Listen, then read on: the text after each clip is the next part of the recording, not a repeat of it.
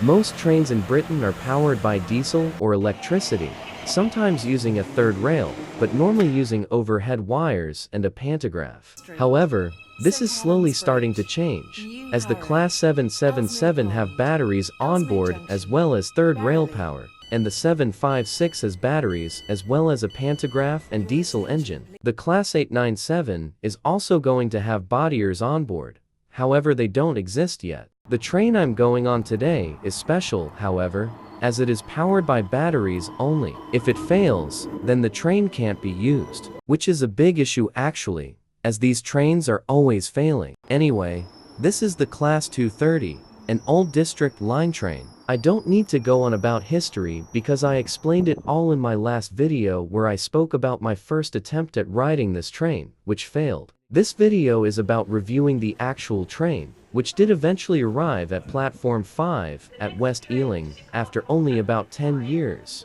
Upon boarding, I immediately noticed most people were train enthusiasts, and about half of the people on board had cameras on them, making it slightly awkward to take pictures, but it's fine. I also noticed the doors, specifically how they close really slowly before slamming shut right at the end. Due to the delay I mentioned in the last video, this train would be sitting here for 12 minutes, so I watched some trains go by, including the Heathrow Express, Great Western Railway, and some Elizabeth line trains. One even honked. I just barely caught it on camera. An announcement played about this delay.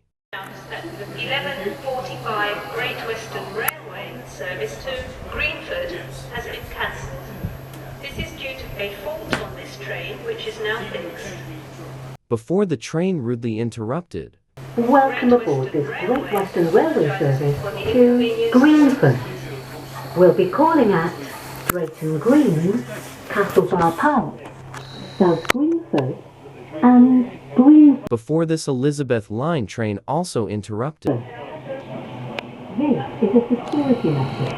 If you see something that doesn't look right, speak to staff or text the British Transport Police on 61. On board the train, we have 2 different types of seats in 4 different layouts. In this 3-car train, the middle carriage is very different from the 2 end cars, as we'll see in a bit. In the end carriages, we have bays of 4, with decent high back seats, and 3-pin and USB sockets underneath the seat. For some reason, the 3-pin socket has a switch that you need to turn on. In these bays of 2, we have the same seat with the same socket, but no tray table, which is a shame. Next is the tip-up seats, which were surprisingly comfortable and very well padded, which I didn't expect. And finally, there were the regular longitudinal seats, which were just as good as the tip-up seats, but they also had USB ports. The carriages have now been joined together rather than the separate carriages that the D stock had, and these screens have been added. The ones in the middle of the carriage remind me of the Class 150. I found it interesting that there are bins for recycling and bins for general waste, and I don't think I've ever seen that before on a train. The big tables were useful to show this leaflet I made,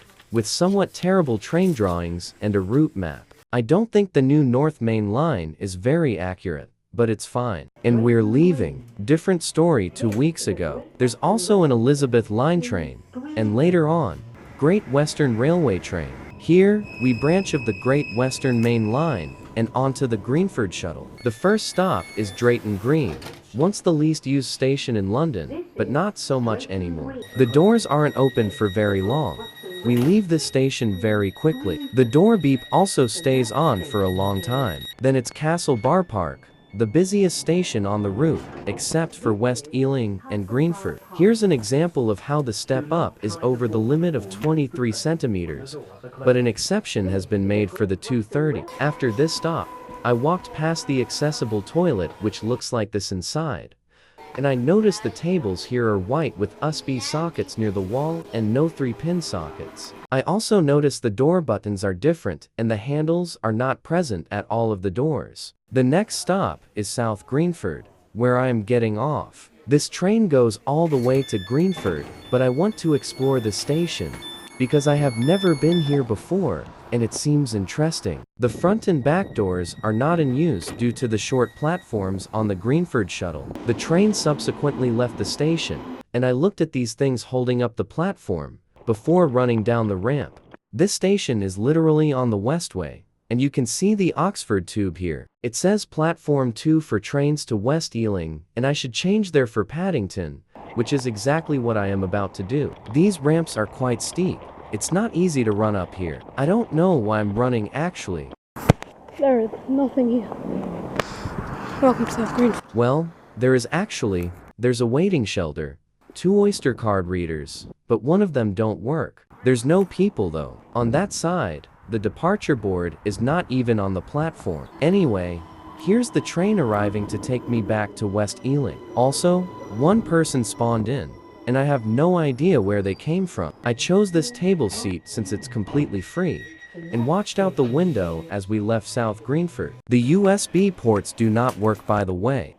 On behalf of the on-train crew, There's no on-train crew except for the driver. I really like the single seat here next to the toilet, and I also noticed the high back seats have this odd logo on it, probably from Vivarail. And we're at West Ealing, where I change for connections to Paddington.